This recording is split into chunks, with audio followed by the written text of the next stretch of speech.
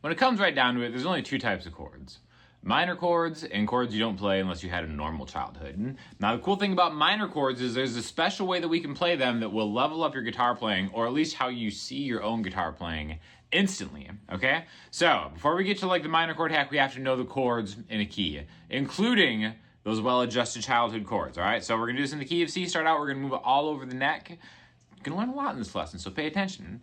The one chord in the key of C is C major, right? You probably already know this, but anyways, let's rifle through it. One chord is C major. The other major chords are the 4 and the 5. C, D, E, F, and G.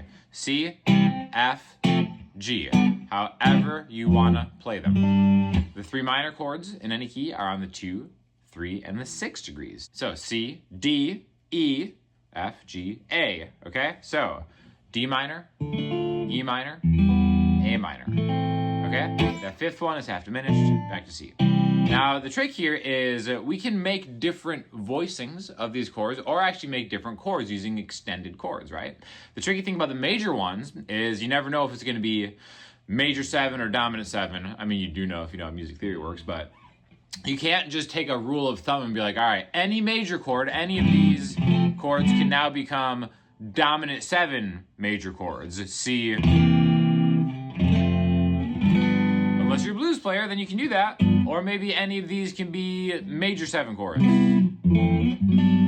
Unless you're me, then you can do that. But sticking to the notes in a key, basically only the 1 and the 4 become major 7, the 5 become dominant. It's tricky to remember that sometimes. Minor chords are different, okay?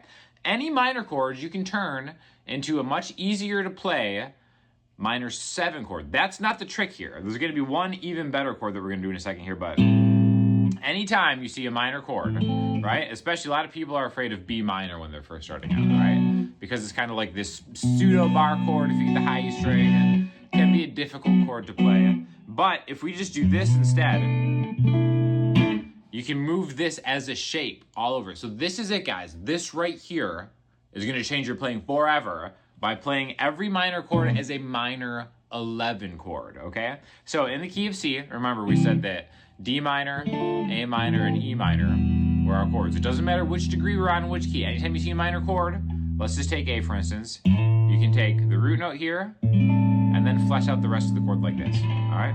So first things first, we'll start with your middle finger on the 5th fret of the E string, your ring finger on the 5th fret of the D string, your pinky on the 5th fret of the G string. Now these are 3 notes here,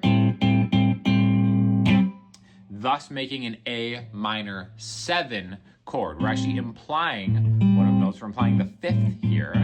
But anytime you see a minor chord, you can use this, all right? Or if you want to go all the way down here, you can use this, where it's just really the 5th fret, E, D, G, B string. Now, same difference, you're still kind of barring this. So it's not, I wouldn't say this chord is as easy to play as, you know, this chord. So we're gonna make this even easier for you. Sometimes I'll see people play it like this. I don't like this at all. I don't like this voicing personally. Again, there's nothing wrong with it. There's a lot of different ways to play this chord. You can go thumb over, play it like that, and that kind of gives you a cool little minor pentatonic advantage doing it like that. But the classiest way to do this, and I think something that adds a lot to your playing, we're gonna talk about why this works, is making it a minor 11 chord. There's something about how a guitar is laid out in standard tuning where this voicing for any minor chord is really going to help you out in so many ways. Okay, so now I have 5E, 5D, 5G, 3 on the B string, okay? Now, why I like this more than anything is because there are so many shapes on guitar that really lend itself to this formation of your fingers, okay? So before we get into why I think this is like one of the best ways to do it, I want to talk about the sponsor of this video, Enya. I'm rocking the Enya Inspire guitar. This is really probably one of the best looking guitars that I have. Also, you don't even need to plug it in. Most of the time I use this, I'm using the built-in speaker. The next video I do with this is actually going to be like an on-location outdoor thing. But this has a bunch of like different sounds built into it. All the effects are built into it. You can control with your phone. Also, it just sounds great, just clean as I'm demonstrating it today, into an amp. So best of all worlds, plays great. Looks great. I love the tuners on this one. This is come on, guys. This is such a sick guitar. So I'll have an affiliate link in the description to Enya Guitars because it makes super quality stuff that is pretty inexpensive. So let's talk about minor 11. First of all, just saying minor 11 makes you sound like you're a little bit of a sophisticated person. You know what you're talking about, okay? So let's actually make it so you do know what you're talking about. A minor 11 chord, we are building in thirds. We're stacking it. So we have, you can talk about this being like, you know, if we're in the key of C starting on an A, we're taking, if A is 1, we're taking the third. So I'm just going to count by odd numbers. We have the root note, the third, the fifth, the seventh, the ninth, and the 11th. So technically it's a 6-note chord. That's crazy. There are only 6 strings on a guitar. So to play like a true minor 11 is near impossible on a guitar. But we get the greatest hits. So when I have this chord voicing, I have the root note here, A. Again, if I was going to build it in order, I would go A, C, E. Now I'm going to the G. So again, this is the 7th, is the next one in the shape. Then I have this, there's my C, that's my minor 3rd, right? Same as it would be with a minor 7 chord, right? This is an octave of the minor 3rd. And then I go all the way to the 11, okay? Now, the 11 is actually where the 4 skipped, okay? So what I mean by that is like we have a D here to A, B, C, D, right? So that's the 4th, but we're past the octave. So we build chords in thirds. So we stack them 1, the 1st, the 3rd, the 5th, the 7th, 9th, and the 11th. So in this particular chord, we're leaving out the 5th, and we're also leaving out the 9th, okay? Now, I really think that if that's confused you at all, which it definitely confused me when I first started trying to learn this stuff, learning an arpeggio that goes with the chord is the most important thing that you can do to really kind of like spell out the chord and understand how it works, okay? So to do that, you kind of have to know where either the notes in the A minor scale are, or the notes in the key of C starting on A. But let's just learn a quick arpeggio to maybe have this make more sense, okay? Basically, it's an A, a C, an E. 2 ways to play the same thing, A, C, E. 5E, 3A, 7A, or A, C, E, 5E, 8A, 8E, 7A. Same thing, A, C, E. Then we're going to go to the 7. And then what we're going to do here is we're going to build another chord. Okay? This might look familiar to you. G major. Okay, so all an A minor 11 is an A minor, an A, C, E, and a G major. A G, B, and a D. Okay, so A, C, E, G, B, D. All right? I think that's very important because like it's one thing to wrap your head around triads, 3-note chords, but like when it gets into the extensions, it's like, all right, now I gotta remember all this. It's not that bad if you just think of combining 2 triads. A major, or A minor, G major. A minor, G major. You already know how to play that, so let's combine them in different ways, okay? So, a couple different ways we can do this. Watch this. So this is going to be the voicing that we're going to focus most of our time on right here. But if you want to kind of like start swapping out different things that you're implying, remember we're leaving the 5 and the 9 out in this chord. Let's just get the A right there, and then make that G major right there. A lot of people will be like, well, that's not an A minor 11, that's a G major over A. Guess what? Who cares? Does it sound cool to you? Then use it. Doesn't matter what you call it. You know, kind of has a similar vibe. To C, G. C, G. A minor 11, G over A.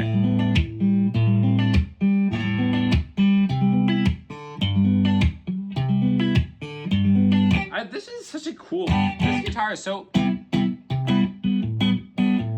spanky. We're gonna go on position 4 for the next part, but yeah, I think it's just a very interesting way to kind of explore areas that you already know in a different way and then, you know, if you want us to do that and add your tried and true minor pentatonic to that, is kind of cool.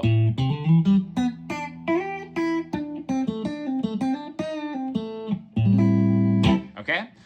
So the reason that this is such a game-changing chord is because, like we talked about at the beginning of this video, there are 3 major chords and 3 minor chords in a key. Well, we just combined a minor chord with a major chord. This actually works for the other chords in the key. So let's go to the 2 chord in the key of C, D minor. Let's go all the way down to D, the 10th fret. Same thing, D, and then we can build that triad off its, I just went off the fretboard, off its minor 7. And what's that? This is a C major chord. So a D major, or a D minor, plus a C major ends up being, you know, the arpeggio for both, a D minor 11, right? And again, it's the same shape, it's very movable. There's your 6 chord, there's your 2 chord, same thing with E, right? So if we take the same shape, we go down here. Now, this is where it gets a little interesting because this is still technically an E minor 11, but watch this. So when I go here, E, G, B, and then I go to the 7, which is D, then I build a triad. Well, here's a D, F sharp, A. F sharp is not in the key, but guess what? We don't really play that. We play the G there for E's case. The only difference is E pairs with a E minor and a D major, but with this voicing, it eliminates the note that makes that out of a key, right? So I think it's a good rule of thumb to be like, all right, even contextually, they're like, okay, there's no D major in the key of C. When I play E minor 11, I know this chord voicing has got me covered. It's not going to do me dirty just because of that. Now, if you were to think of an arpeggio, you know, that'll give you a note outside of the key. Maybe that's something cool. Maybe that's something that you want. But what is really great is like, just the way that the guitar is set up, especially in like the keys that are very common on a guitar, these are very, very easy to move around, right? A, D, E. Or even just play an open E like that. You can also think of this as like a E minor 7 with just a different note on top, with an A on top. Again, however you see these is up to you, right? But let's do some contextual chord progressions where we start incorporating these and maybe swapping these out with the regular traditional minor chords, okay? So let's do a super common chord progression, C major, A minor, G major, F minor. A 1, 6, 5, 4, right? So 1, 6, 5, 4. 1, 6, 5, 4. The cool thing about having that lineup, it has such a different vibe, I think. Especially when you swap it in and out. There's like a different kind of feeling that you get from that, right? Now let's do something with one of the other chords. Let's go 6, 3, 4, 1. So A minor, E minor, F major, C major.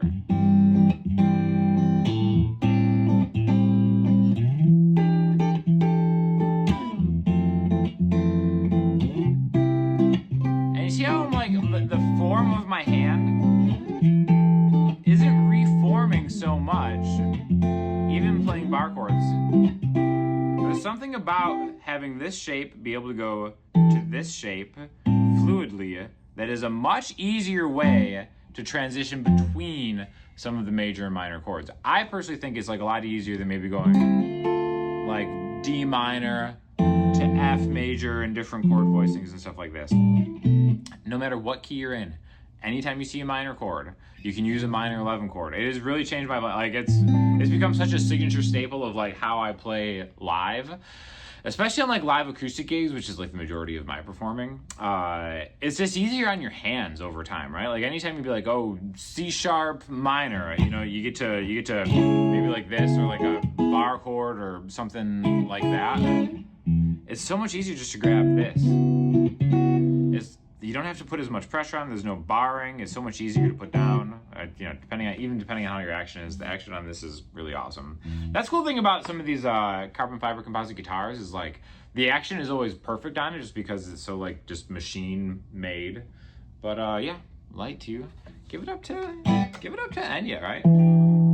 So thank you for watching the video. Hopefully you've been inspired by this guitar and this guitar lesson. Use minor chords, swap them in and out. Again, it works in any key. You just memorize the distance between those. A minor, D, E, 5th fret. You go 5 frets higher and 2 frets higher, no matter what key you're in, right? Relative minor, whatever it is. Let's say you're in the key of whatever G minor is, 5 frets higher. There's the other one, there's the other one. Same thing. Move it around, learn the arpeggios, go with it, and let me know if you have any questions. Talk to you next time.